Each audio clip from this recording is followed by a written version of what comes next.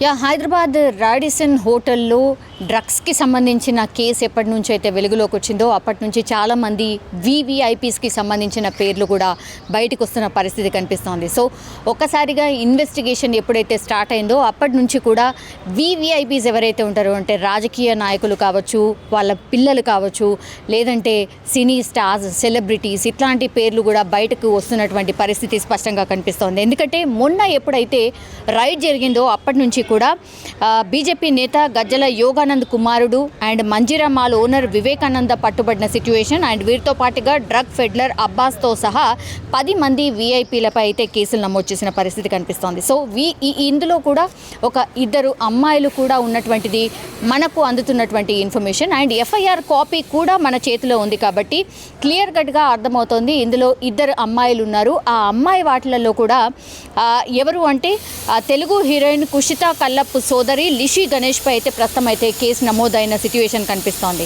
తాజాగా అయితే fiddler అబ్బాస్ను narcotic పోలీసులు విచారిస్తే ఇంకా సంచలన విషయాలు అండ్ కొత్త పేర్లు కూడా వెలుగులోకి వస్తున్నాయని ముందు నుంచి కూడా చెప్తున్న పరిస్థితిలో ఇప్పుడు నిజంగానే అబ్బాస్ని ఎప్పుడైతే పోలీసులు విచారణ స్టార్ట్ చేశారో అప్పటి నుంచి కూడా ఆయన ఒక్కొక్కరి పేర్లను కూడా రివీల్ చేస్తున్న పరిస్థితి స్పష్టంగా కనిపిస్తోంది. ఇప్పుడు ఆయన కొత్తగా ఎవరైతే సంచలన డైరెక్టర్ ఎవరైతే ఉన్నారో ఆయన పేరు కూడా చెప్పినటువంటి వార్త మనకు వినిపిస్తోంది. క్రిష్ ఎవరైతే ఉన్నారో క్రిష్ కూడా ఇందులో అప్పుడు రాడిసన్కి సంబంధించిన హోటల్లో పార్టీ జరిగినప్పుడు ఆ రైడ్స్ జరిగే కంటే ముందు కూడా అక్కడే ఉండి ఆయన కూడా ఆ పార్టీలో ఉన్నారు అనేటువంటిది అబ్బాస్ చెప్పారు అనేటువంటిది వార్త. సో ఇందులో ఎంతవరకు నిజం ఉందో తెలియదు కానీ బట్ అబ్బాస్ ఎప్పుడైతే నోరు తెరవడం స్టార్ట్ చేశాడో డ్రగ్స్కి సంబంధించి నిజంగానే ఈ పార్టీలో మాత్రం చాలామంది వీవీఐపీస్ పాల్గొన్నారు. మొన్న మనందరికీ తెలుసు షణ్ముఖ్ అనుకోకుండా గంజాయి తీసుకుంటూ దొరికిన పరిస్థితుల్లో ఇప్పుడు అగైన్ మళ్ళీ సెలబ్రిటీస్ అండ్ వీవీఐపీస్ ఎవరైతే రాజకీయ నాయకులు ఉన్నారో పొలిటీషియన్ మనుమలు అండ్ కుమారులు ఒక్కొక్కరు కూడా ఇట్లా డ్రగ్స్ తీసుకొని పట్టుబడుతున్న సిచ్యువేషన్ కనిపిస్తోంది. డ్రగ్స్కి సంబంధించిన కేసు ఎప్పుడైతే బయటకు వస్తుందో అప్పటి నుంచి కూడా ఐదర్ సెలబ్రిటీస్ అన్నా ఉంటున్నారు, లేదంటే వీవీఐపీస్ ఆర్ వాళ్ళ రిలేటివ్స్ ఇట్లనే ఎవరో ఒకళ్ళు పట్టుబడుతున్న సిచ్యువేషన్ స్పష్టంగా కనిపిస్తోంది. అయితే ఈ ఎఫ్ఐఆర్లో 10 మంది పేర్లు మనం స్పష్టంగా చూడొచ్చు. వీవీఐపీస్కి సంబంధించిన ఇన్ఫర్మేషన్ మనం చూస్తే అందులో 10 పేర్లు స్పష్టంగా మనం చూడొచ్చు. ఎవరు కంప్లైంట్ చేశారు అని అంటే సండే రోజు ఈ కంప్లైంట్ అయితే రిజిస్టర్ అయింది, అంటే 25th రోజు. సో రిజిస్టర్ చేసినటువంటి వ్యక్తి ఎవరైతే ఉన్నారో ఆయన కూడా ఒక పోలీస్ ఆఫీసర్, ఆయన శోభన్ బాబు. సో ఎఫ్ఐఆర్లో శోభన్ బాబు కంప్లైంట్ చేసినట్టుగా ఉంది అండ్ పూర్తిగా ఈ 10 మంది పేర్లు కూడా ఉన్నాయి.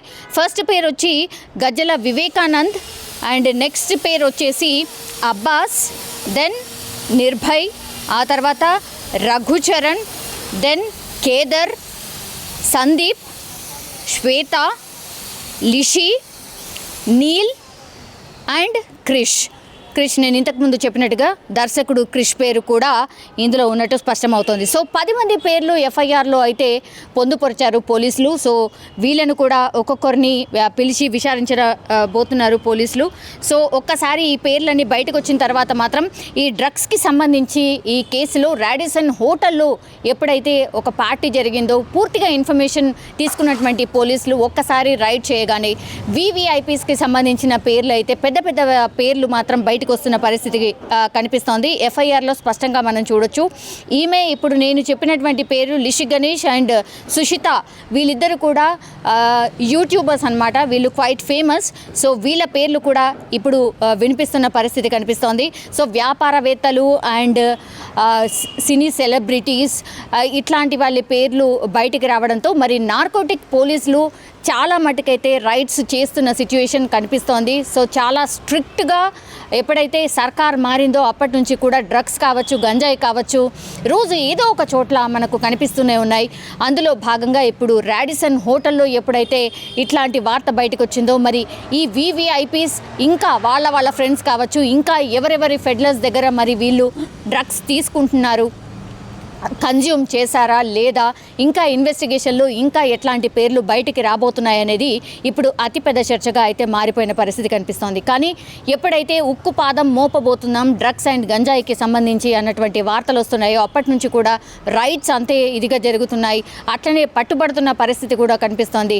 కొన్ని కోట్ల రూపాయల విలువ చేసినటువంటి గంజాయి కావచ్చు, లేదంటే ఈ డ్రగ్స్కి సంబంధించిన మాత్రం ఆల్మోస్ట్ రోజు ఇట్లాంటి వార్త ఉంటుంది అని కూడా చెప్పొచ్చు. సో ఇంకా మరి ఎంతమంది వివిఐపీస్ ఇందులో అంటే రాడిసన్కి సంబంధించిన హోటల్లో ఈ ఇష్యూలో మరి ఇంకెంతమంది పేర్లు బయటకు వస్తాయి, ఆర్ ఇంకా ఇట్లాంటి రైట్స్ కొనసాగుతూ ఉంటాయి, మరి ఇంకా ఎన్ని కిలోల గంజాయి అండ్ ఇట్లాంటి డ్రగ్స్ ఇంకా ఎన్ని పట్టుబడతాయి అనేది మాత్రం ఆందోళన కలిగిస్తున్న విషయం అని మనకైతే అర్థమవుతోంది. పబ్స్ కావచ్చు, స్కూల్స్ కావచ్చు, లేదంటే ఇట్లాంటి పార్టీ ప్లేసెస్ కావచ్చు, ఏవి కూడా పోలీసులు వదలట్లేదు. అన్ని ప్లేసెస్లో with all the clues and ఇన్ఫర్మేషన్తోనే ఇవన్నీ రైట్స్ జరుగుతున్నట్టు మాత్రం మనకైతే స్పష్టంగా అర్థమవుతున్న పరిస్థితి.